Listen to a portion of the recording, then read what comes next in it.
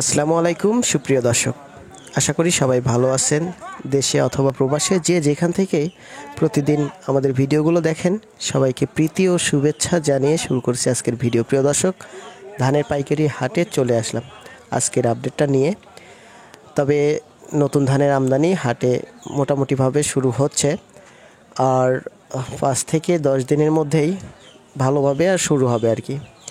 আজকে হাট ঘুরলাম, ক্রেতা এবং বিক্রেতাদের সঙ্গে কথা বললাম, তাতে বুঝতে পারলাম ধানের আমদানি যাই হয়েছে, শুধু 28 ধান একটু বেশি, আর 29 ধান আমাদের এইদিকে মানে একটু নাবি হয় বলতে, হ্যাঁ একটু পরে কাটে কৃষকেরা, এই জন্য 29 ধানের 29 ধানের আমদানি একটু কম।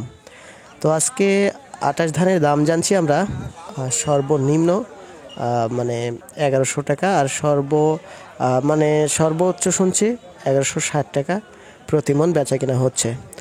আর এর মাঝখানে আছে যেটা আধা শুকনা আছে, সেটা কিন্তু 1120, 30 এরকম চলতেছে। এটা হলো 28 ধানের দাম জানছি।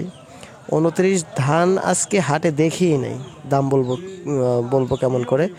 তো 29 ধানের দামটা আজকে বলতে পারলাম না। এদিকে একজন ভাই কমেন্ট করছিল যে মিনিকেট ধান আসলে মিনিকেট ধান বলতে কি বোঝায় ওটা তো জানি না। আমরা যদি ব্যাপারী ভাইদের কাছে জিজ্ঞাসা করি, ব্যাপারী ভাইরা বলে যে মিনিকেট ধান নামে কোনো এরকম ধান নাই। তবে চিকন ধান, ওই মিনিকেট নামে যে ধানটা চলে, ওই ধানের দাম আজকে শুনছি 1250 টাকা, মানে এক কৃষক ভাইয়ের কাছে শুনছি। আর একটা 1260 প্রজাতির একটা ধান, সেটার দাম শুনছি 1050 টাকা প্রতি মন বেচা কেনা চলছে।